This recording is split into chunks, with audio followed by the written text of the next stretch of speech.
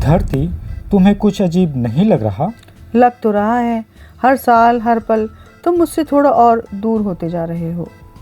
मैं कोशिश करता हूँ रुकने की, लेकिन जैसे कोई अदृश्य ताकत मुझे पीछे खींच रही है। क्या मैंने कोई गलती कर दी या हमारे बीच कुछ बदल गया है? अगर ये दूरी यूं ही बढ़ती रही तो क्या एक दिन मैं तुमसे दूर चला जाऊंगा? मुझे नहीं पता, और यही मुझे भी सबसे ज्यादा डराता है। कहीं कोई है जो ये समझा सके कि हमारे साथ ये हो क्या रहा है? लेकिन सच ये है कि ये दूरी आपकी किसी गलती की वजह से नहीं, बल्कि लॉ ऑफ फिजिक्स की वजह से बढ़ रही है। वर्तमान मापन के अनुसार चंद्रमा प्रतिवर्ष लगभग 3.8 सेंटीमीटर पृथ्वी से दूर जा रहा है। हालांकि ये परिवर्तन अत्यंत धीमा है, लेकिन लंबे समय बाद इसके इम्पैक्ट जियोलॉजिकल और एस्ट्रोनॉमिकल दोनों लेवल्स पर साफ देखे जा सकते हैं। ऐसा नासा और अन्य अंतर्राष्ट्रीय एजेंसीज का कहना है, और इसका कारण बताया जा रहा है पृथ्वी चंद्र प्रणाली की गतिकी, यानी dynamics of earth and moon system. दरअसल पृथ्वी और चंद्रमा एक दूसरे को गुरुत्वाकर्षण बल मतलब ग्रेविटेशनल फोर्स से अट्रैक्ट करते हैं, और इसी आकर्षण के परिणाम स्वरूप पृथ्वी पर टाइडल प्रोसेस यानी ज्वारभाटा उत्पन्न होता है। लेकिन ध्यान देने वाली बात यह है कि पृथ्वी अपनी धुरी पर चंद्रमा की परिक्रमा की तुलना में अधिक तेजी से घूमती है, और इस कारण ज्वारीय उभार यानी टाइडल बल्ज चंद्रमा की सीधी स्थिति से थोड़ा आगे की तरफ बनता है, और यही इम्बैलेंस पूरे प्रोसेस का की पॉइंट है। कोणीय संवेग का स्थानांतरण यानी एंगुलर मोमेंटम ट्रांसफर पृथ्वी का यह अग्रवर्ती ज्वारीय उभार यानी लीडिंग टाइडल बल्ज चंद्रमा पर ग्रेविटेशनल फोर्स लगाता है। इसके परिणाम स्वरूप पृथ्वी की रोटेशनल काइनेटिक एनर्जी धीरे धीरे कम होती जाती है, और फिर वही ऊर्जा चंद्रमा की ऑर्बिटल एनर्जी में ट्रांसफर हो जाती है।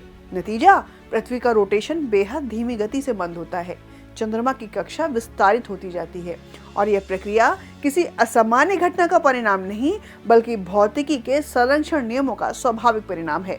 और आने वाले अरबों वर्षों में चांद और दूर हो जाएगा, दिन और लंबे होंगे, लेकिन अचानक कोई तबाही नहीं होगी।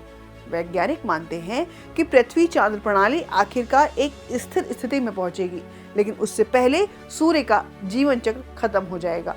मतलब ये संकट नहीं, ये एक प्राकृतिक यात्रा है, और इस तथ्य का सबसे ठोस प्रमाण लूनर लेजर रेंजिंग एक्सपेरिमेंट है। 1969 से 1972 के बीच अपोलो अभियानों के दौरान नासा द्वारा चंद्रमा की सतह पर विशेष लेजर रेट्रो रिफ्लेक्टर स्थापित किए गए। पृथ्वी से लेजर किरणें भेजी गईं, जो चंद्रमा से टकराकर वापस पृथ्वी पर लौटी। किरण के आने जाने में लगे समय के आधार पर पृथ्वी चंद्र की दूरी को मिलीमीटर स्तर की सटीकता से मापा गया, और पिछले 5 दशकों के निरंतर आंकड़े स्पष्ट रूप से दर्शाते हैं कि चंद्रमा प्रतिवर्ष लगभग 3.8 सेंटीमीटर पृथ्वी से दूर जा रहा है, और यह डेटा नासा के अतिरिक्त फ्रांसीसी और अन्य अंतर्राष्ट्रीय वेधशालाओं द्वारा स्वतंत्र रूप से सत्यापित किया गया है। और अगर पृथ्वी पर पड़ने वाले प्रभावों की बात करें तो जियोलॉजिकल रिकॉर्ड्स बताते हैं कि लगभग 1.4 अरब वर्ष पूर्व पृथ्वी पर एक दिन की अवधि लगभग 18 घंटे थी, और समय के साथ जैसे जैसे चंद्रमा दूर गया, पृथ्वी की रोटेशन स्पीड धीमी होती गई, और वर्तमान में एक दिन की अवधि लगभग 24 घंटे है।